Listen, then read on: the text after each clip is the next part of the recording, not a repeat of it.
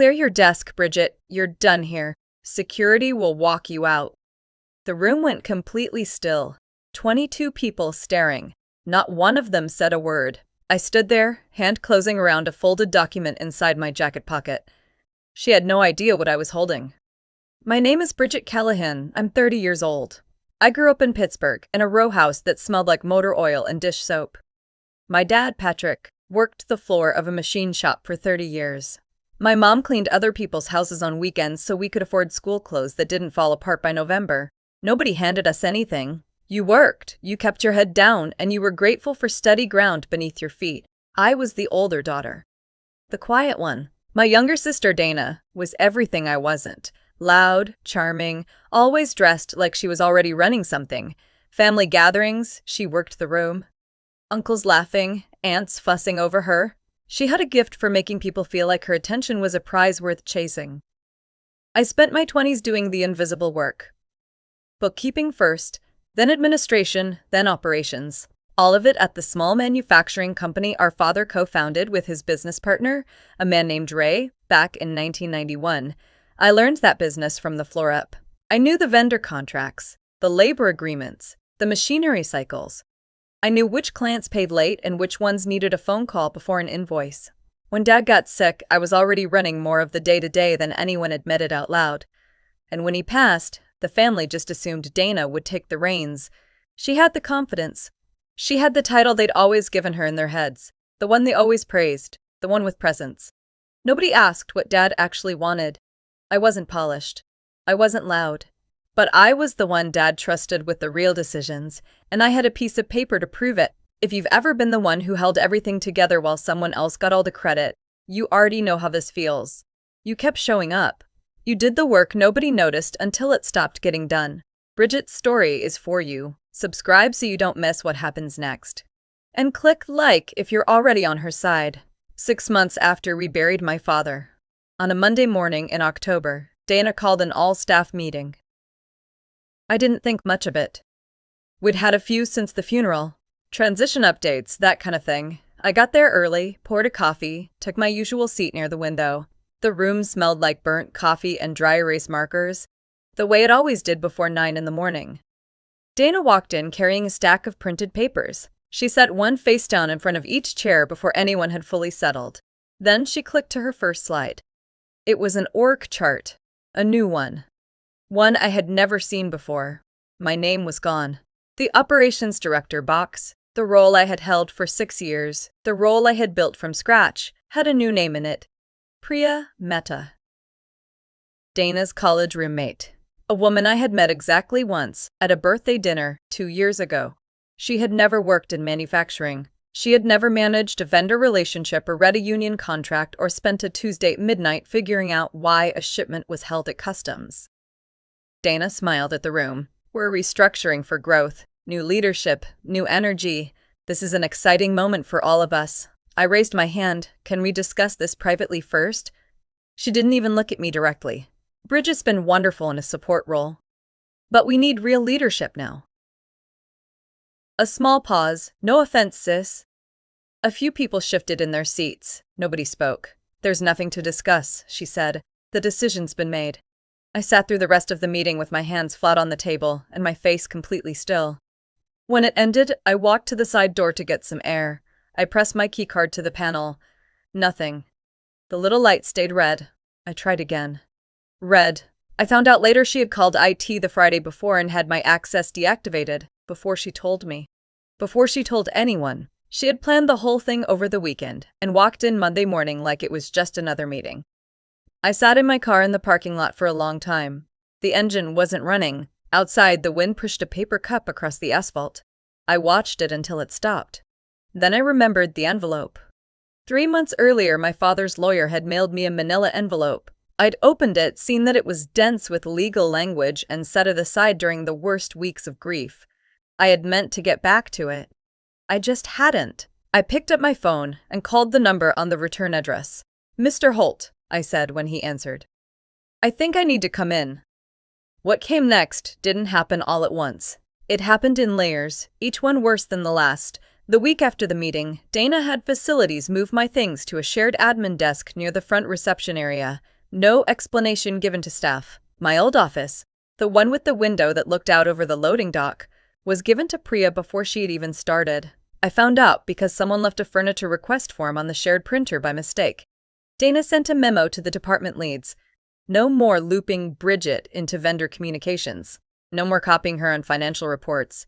Even the people who had worked with me for years, people who trusted me, started going quiet when I walked into a room. Not because they wanted to, because they were afraid of what alignment with me might cost them. I understood it. That didn't make it sting less.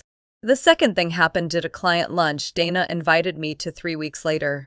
I should have known better. She introduced it as an olive branch, just the three of us and a client, a chance to reconnect. I went because I was still trying to believe it could be fine. The client's name was Tom Garrity. He ran a mid-sized distributor we'd worked with for 4 years. I had personally managed both of the contracts he'd signed with us. We'd had real conversations, solved real problems together. He knew my name. Dana smiled at him across the table and gestured toward me. And this is Bridget, our office coordinator. She keeps the coffee warm. Tom looked at me, then at Dana, then back at me, uncertain. I smiled.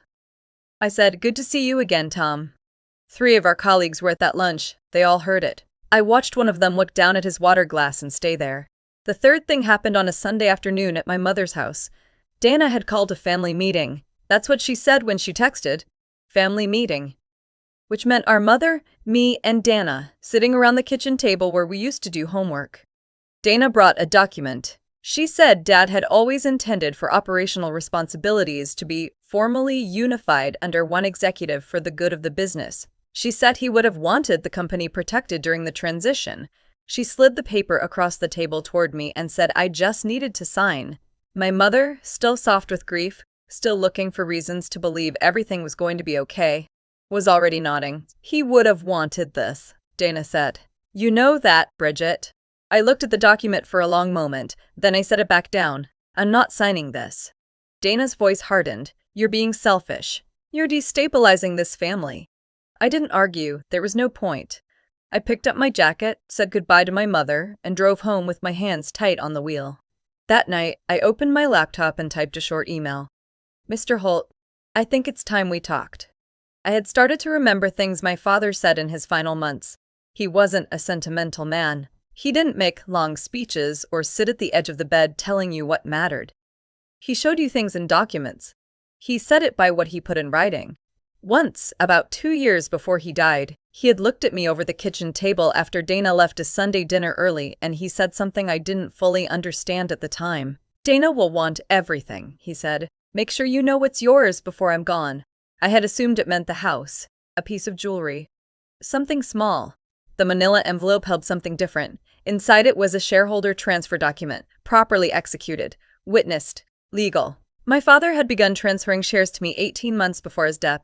Not in one move, that would have been visible, dramatic, the kind of thing that caused immediate conflict. Instead, small percentages. Quiet, incremental, spread over 2 years. Nothing that would raise an alarm in any single quarter. He had built something, and then he had quietly made sure it went where he wanted it to go. I hadn't added it all up yet. I hadn't had the focus, in the middle of everything, to sit with numbers. But when Mr. Holt read me the final figure over the phone, I had to ask him to repeat it.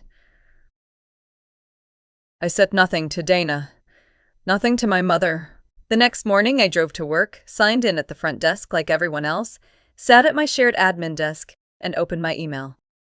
I had a plan they never saw coming. The beautiful part was that it wasn't even a plan yet. It was just a document. And the truth. Gerald Holt had handled my father's legal affairs for 22 years. He was 64, careful, unhurried, the kind of man who paused before he spoke because he wanted to say the right thing.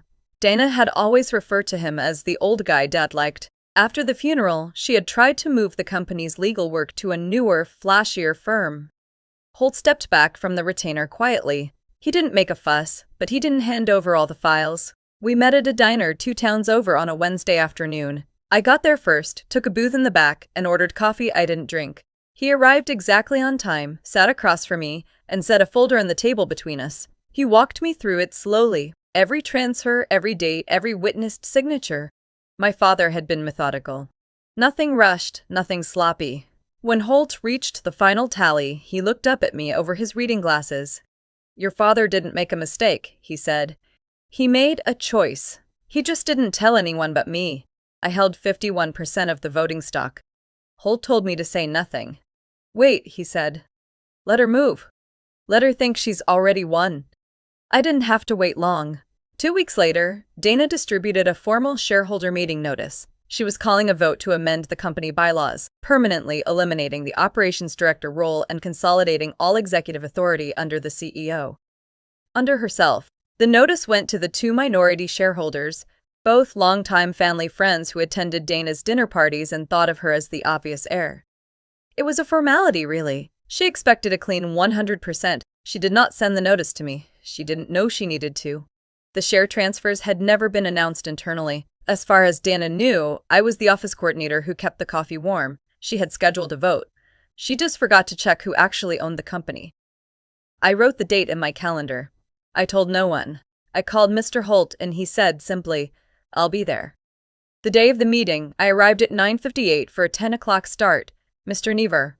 Holt was beside me, carrying a leather folder under one arm. Through the glass wall, I could see Dana already inside. She was at the head of the table in a dark blazer, a printed agenda in front of her. The two minority shareholders settled in their chairs. She was speaking. Calm, already in control. She turned when the door opened. Her eyes moved from me to Holt and stopped. "What is he doing here?" I pulled out my chair and sat down. "He's here because I'm a shareholder, and I believe I have voting rights today." She laughed.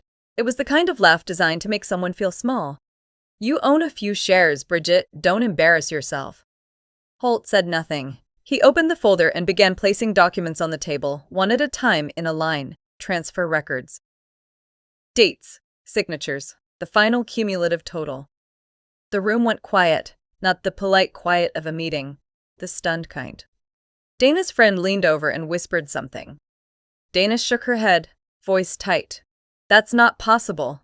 Dad would have told me." I looked at her evenly. He told the person he trusted. Dana called the vote. She motioned to amend the bylaws. Both minority shareholders voted yes. Their voices were steady, but their eyes weren't. I voted no. 51% to 49%.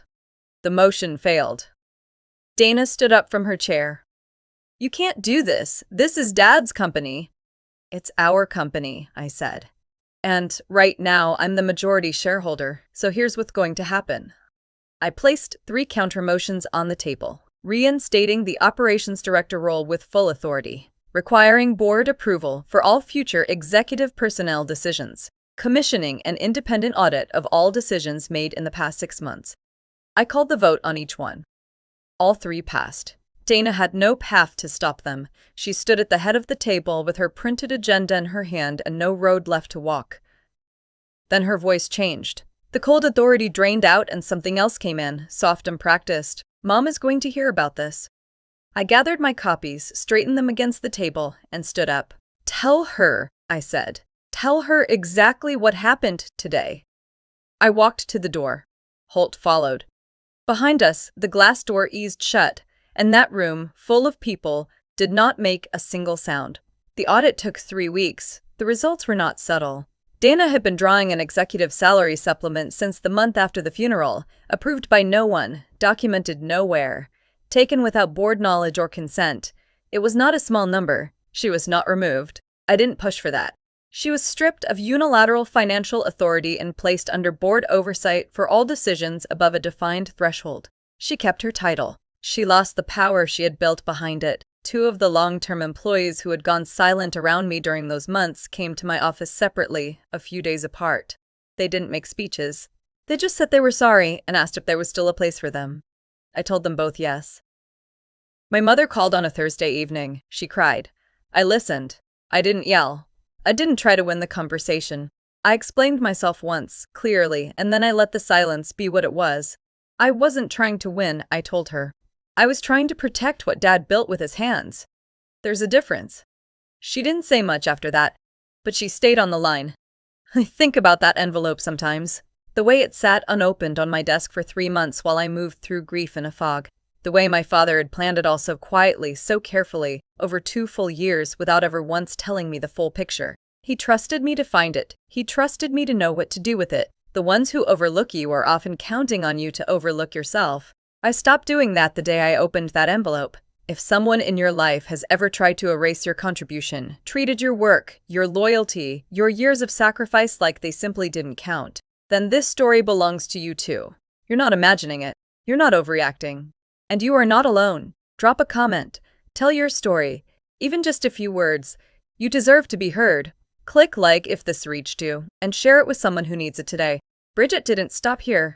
Learning she held 51% of that company changed more than her job title. It changed how she saw herself, how she moved through every room, how she made decisions going forward.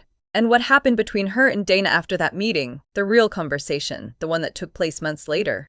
That's a whole other story. Subscribe and hit the bell so you're there when we go deeper. And while you're here, the next story is already waiting for you.